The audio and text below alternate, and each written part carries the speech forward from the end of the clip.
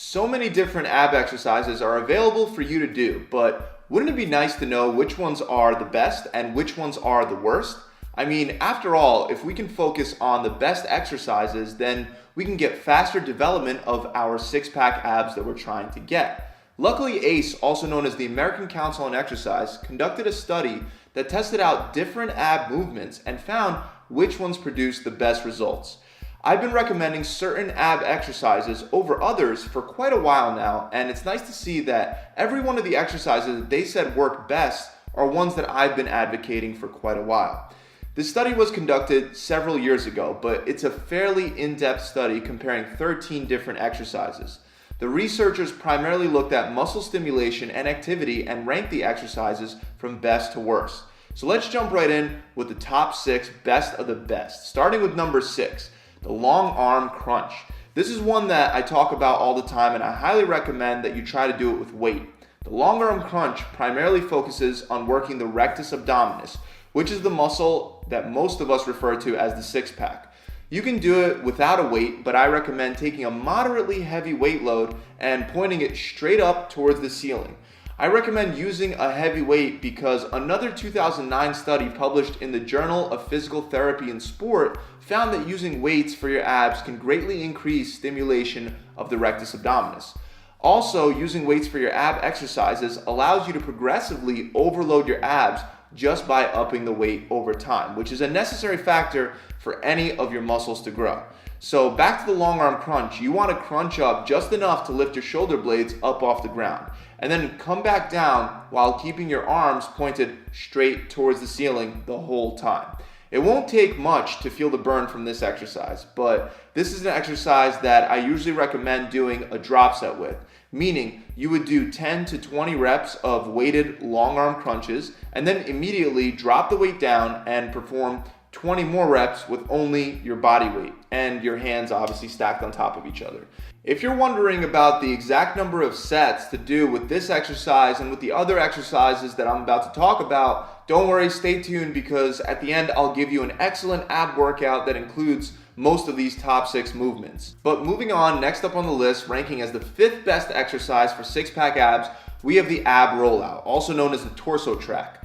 These are both pretty much the same exercise, except one is done with an ab wheel while the other one is done on a slippery track.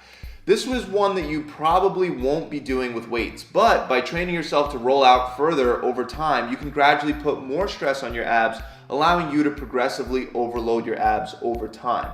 To start this exercise, get on all fours with your arms locked out and the ab wheel directly under your chest. As a beginner, do not roll all the way out because you can hurt your back. Once you get comfortable as a beginner, sit your hips back to give you some leverage. Once you're ready, you can proceed to more advanced levels where you roll out all the way to the point where your body winds up being almost flat on the ground at the end of the movement. This is one of my favorite ab exercises, and not a lot of reps are needed to break down a lot of muscle tissue and get stronger.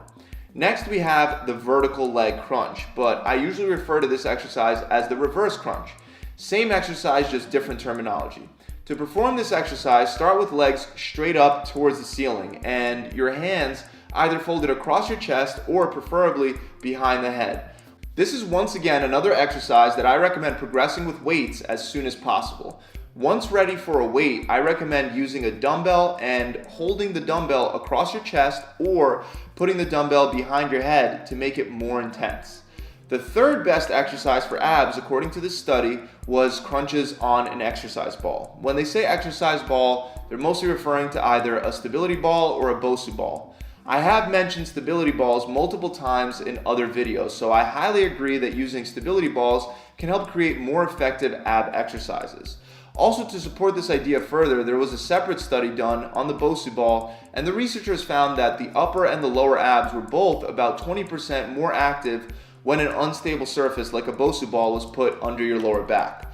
I firmly believe that it's not only the fact that you're working your stabilizer muscles more on an unstable surface, but also by putting a ball behind your lower back, you get more range of motion and more negative contraction in the movement, making it a more effective exercise since the majority of muscle breakdown occurs during the negative portion of any movement.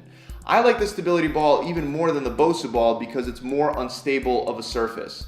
To perform stability ball sit-ups, start by sitting on the stability ball and then roll out until the arc of your lower back is on the ball. You don't want to roll out too far because then your upper back is going to be resting on the ball, and if you don't roll out far enough, you're going to fall off the ball when you come down. Once you find that happy medium, lower yourself with your hands at the sides of your head and let your back bend around the ball to get full extension. Then crunch up again just enough to lift your shoulder blades up off the ball. Make sure you're not straightening your legs to help you up during the movement because then you won't be isolating your abs.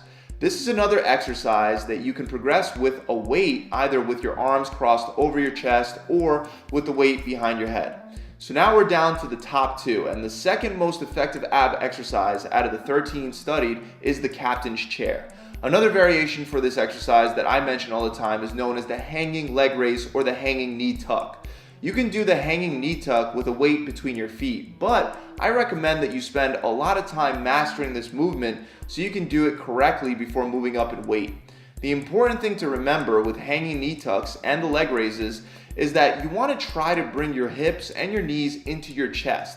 It's not just about raising your legs up and down, because without the crunch motion in the torso, you'll just wind up working your hip flexors rather than your abs.